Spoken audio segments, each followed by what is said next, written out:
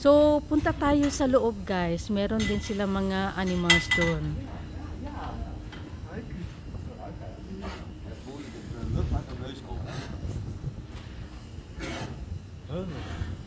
Oh, punta tayo sa loob. Anong itsura sa loob, guys?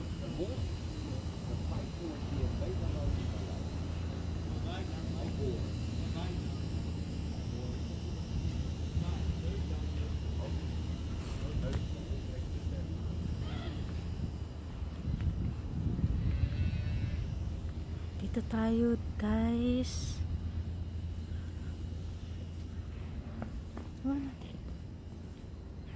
Tingnan natin kung may ibang animals dito, guys. Oh, meron pa sa loob. Ito yung mga maliliit. Isineseparate pa nila yung mga maliliit na mga cows. Ito, guys. Iba yung pagkain, basta ito yung mga pagkain nila. Iba yung mga pagkain.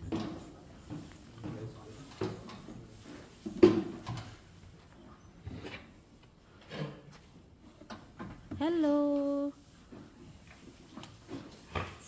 Oh, na-observe mo, guys, for example, ito, guys, yung number ng is 7533. Tapos may barcode pa. So, ibig sabihin, pag ito mawala, malocate nila kaagad. Or anong klase o anong color ng cow na nawala. Kasi may barcode. Ito siya is 7532.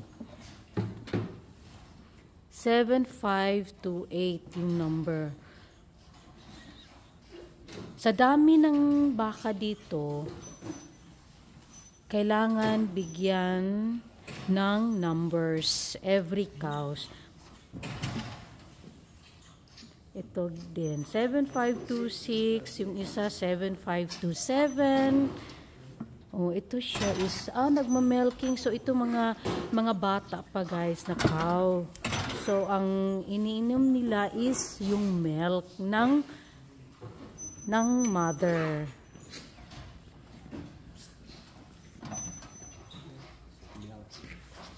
Yeah, sa drink yeah, nag-inom siya ng milk. So ang separate yung mga pagkain nila dito, guys. Basta mga young cows. Di ba sa kabila, yung mga malalaking cows, yung kinakain nila is grass. Ito, yung mga younger cows, yung kinakain nila iba. Ito siya, guys.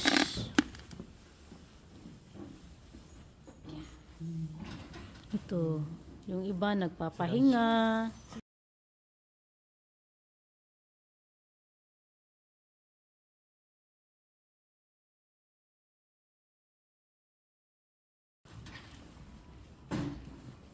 Ito, medyo malaki-laki na.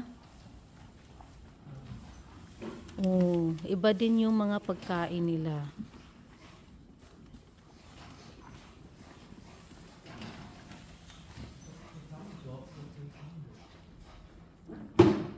Tingnan natin sa kabila, baka may baka din sa kabila. Nandun pa si Alan. Baka kaya kina andra, Mr. Seveno. Grabe sila mag-alaga, guys, 'di ba, ng mga cows. So pag marami kang cows, kailangan mo talaga ng malaking building para ma-separate mo yung mga younger cows at saka yung adult cows. So baka even na kay kan, tingnan natin sa kabila, guys, pag meron pa bang cows. Alpaca. What is that in English? Anong tawag nito guys sa atin? Yung may mga manok din sa kabila. Ito yung mga kinakain ng mga baka guys. Dito yung mga storage nila sa mga pagkain.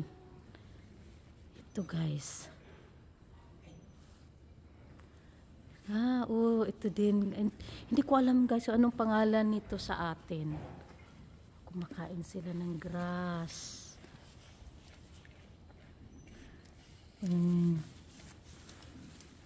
Sa kabila din meron. Sa likod. Meron din na tukabyas. Ang cute.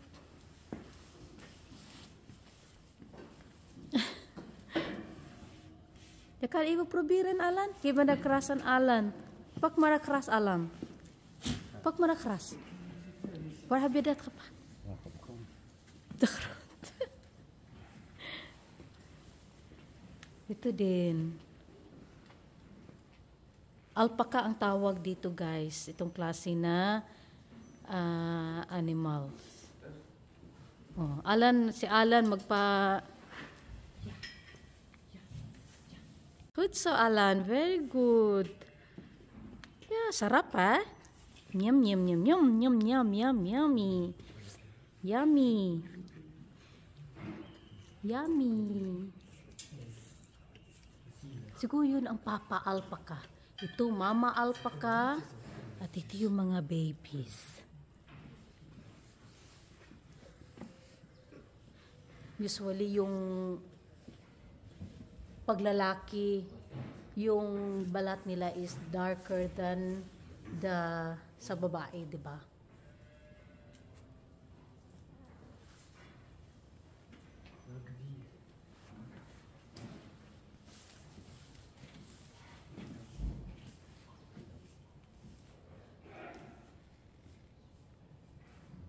Voorzichtig.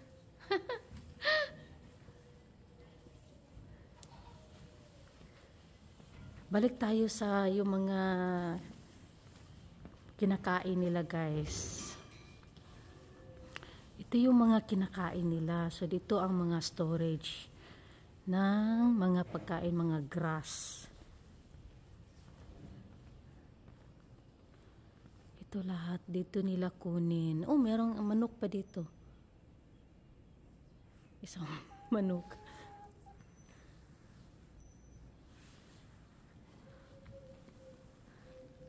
Dalawa pala sila.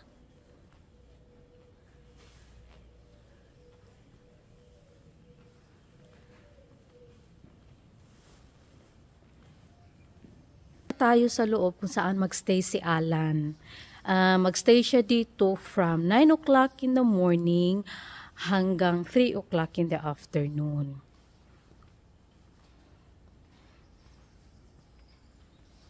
Kung anong itsura, pakita ko kung anong itsura sa loob.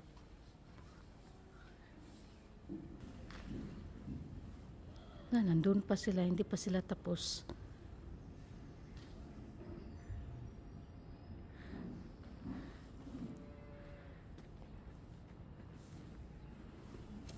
Labas muna tayo.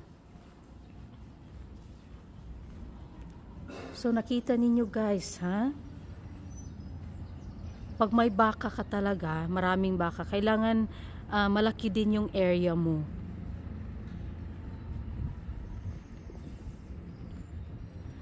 Diyan na bahay, diyan magstay si Alan. Lokadikant binnen. Lokadikant Alan. Pasok tayo sa loob. Pasok tayo sa loob guys, kung anong itsura sa loob. Dito yung mga boots nila. Even na yung yung tas. Nakalimutan ni Derek ang bag ni Alan. Your boots. Take off your boots. Yes, Alan? Yeah. And sock and arm. Dito nila nilagay lahat ng mga sapatos nila, mga boots nila. Kailangan nakamedyas lang sila sa loob.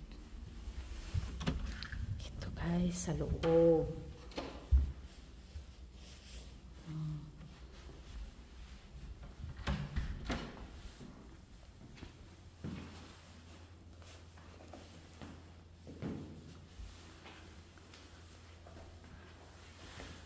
Dito yung maghugas sila ng kamay kung galing sila sa labas. Then, dito tayo sa loob. Ito yung CR nila. Dito. Ito yung kitchen nila. Dito sila mag-cooking. Dito sila mag-lunch ng mga bata. So, usually, mga 10 children lang. Pag sa time ni Alan, mga maximum 10 na bata. Kung every Saturday. Dito, sa kabila naman, dito sila maglalaro or manood ng TV, ng mga film. Usually, dito sila sa loob pag winter time. Kasi wala kasing activity pa sa labas pag malamig sa labas. So, dito lang sila sa loob pag winter time. Ngayon is magsa-summer na. Yung mga activities nila is usually nasa labas. Magsuswimming, sa labas na sila kakain, mag-badminton, kahit ano, basta mga laro na sa labas.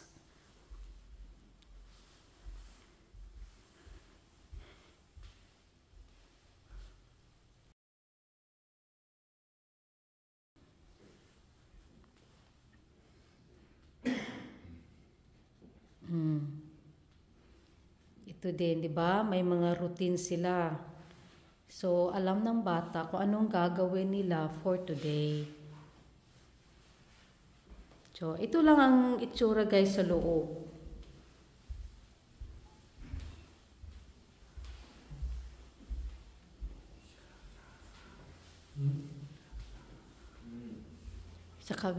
Dito naman is mga bikes. Dito yung mga laruan nila, kung maglaro sila sa labas. Ito lahat.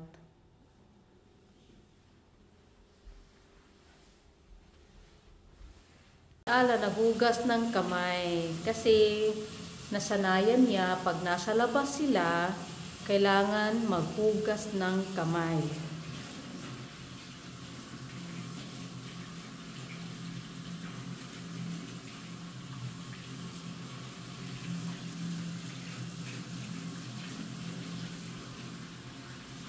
Good so, Alan.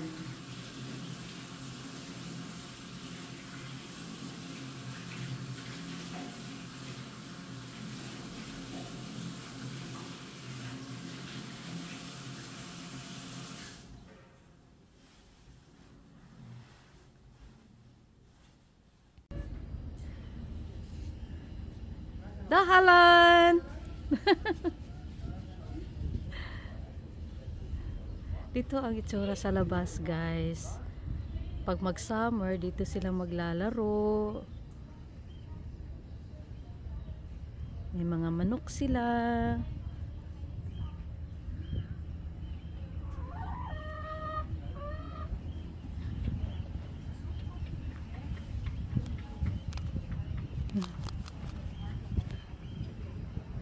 So, balikan namin si Alan mamaya ng 3 o'clock.